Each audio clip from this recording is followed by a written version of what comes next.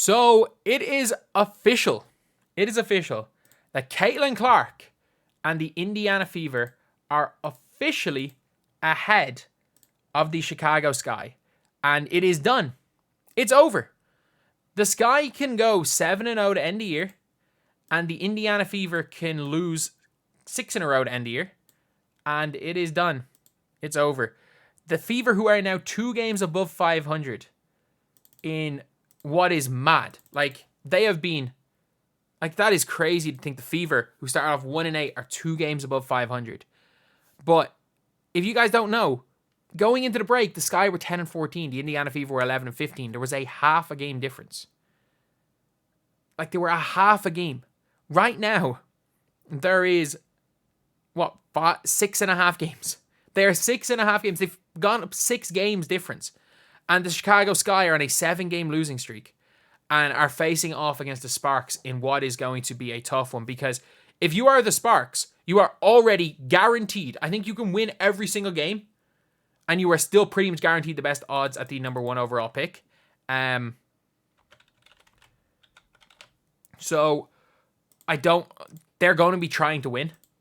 If you're the Sky, you don't really want to end up in 8th, but also you don't want Dallas to end up in 8th. Like, if you are the Sky, you want either Atlanta or Washington in at 8th. Like, you really want one of those teams in at 8 if you're the Sky. But like, that's the ideal scenario. But they physically can't. And it is crazy because we obviously had a lot of people talk about the Rookie of the Year race is going to be based on record. It's going to be based on record. And then there was the argument of, Angel Reese is winning. So therefore, even though their teams were literally, I remember there was like, they were tied. They were tied in terms of games back from first. And it's like, oh, well, they're ahead in the standings by like a tiny percentage. And he was like, I'm going to guess like 0.38 versus 0.382 or something. I don't even remember what it was, but it was like that close. So I just remember being there and I'm like, this is the dumbest argument I've ever heard. And I literally said when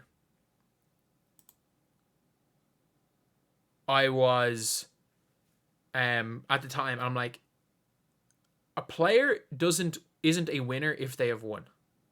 Like, Victoria Saxton, I think, has 2. Or Victoria Saxton, she have 2 national championships, and Caitlin Clark has 0. Like, you can be a winner. You can play winning basketball. You can be a winner and just not be in the right situation. And you can be a player who plays losing basketball and just happen to look into being in the perfect situation and win. Like, it is what it is. And by the way, I think Angel Reese is a winner. I think Angel Reese is a winner, but it's like, I don't think the narrative changes now.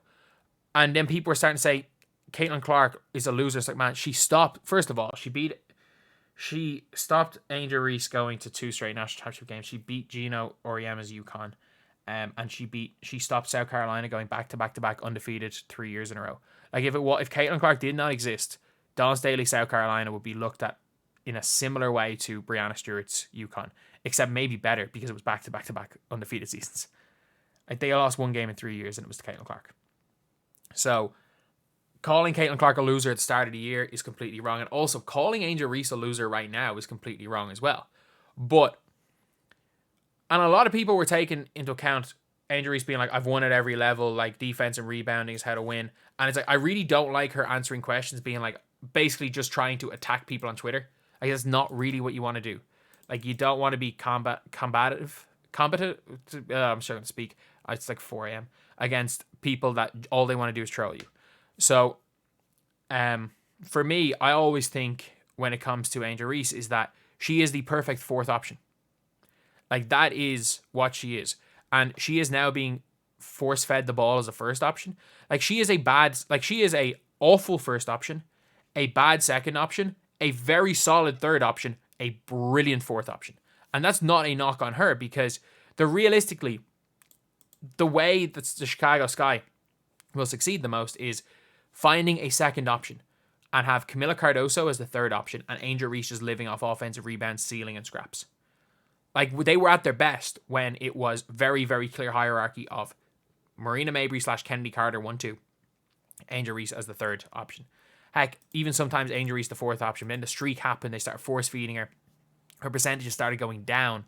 And it's like, if you look at Angel Reese percentages, they're like very, very poor. Unless it's like 20, unless they're up or down 10.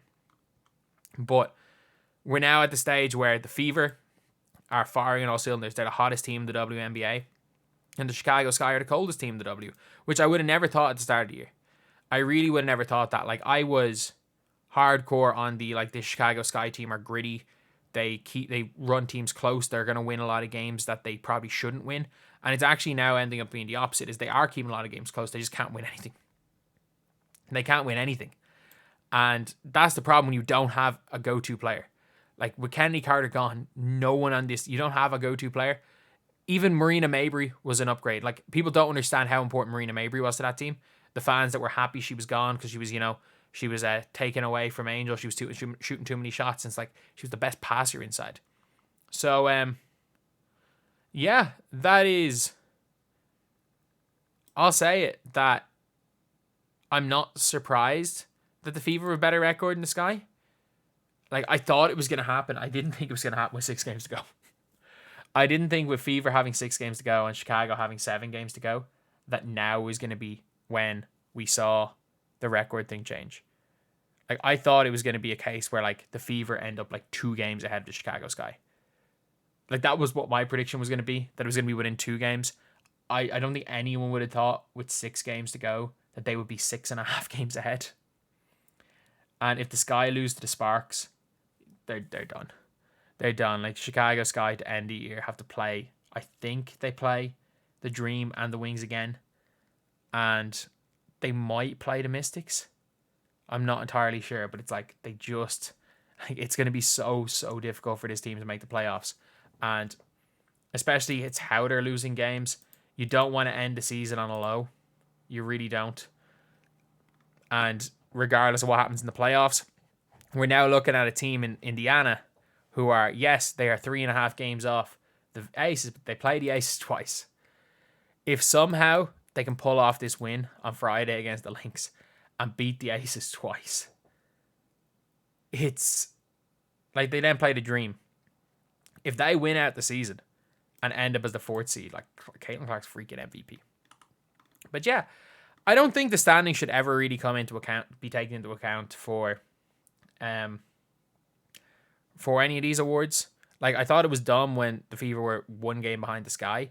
Like, I think standings can matter if there's if it's a close race, but like it's a whitewash.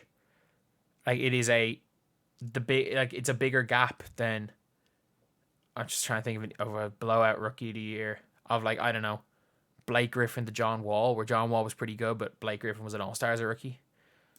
Like, obviously, which is hard to do in the NBA. Well, yeah, that is the video. Thank you guys for watching. Please like, comment, and subscribe.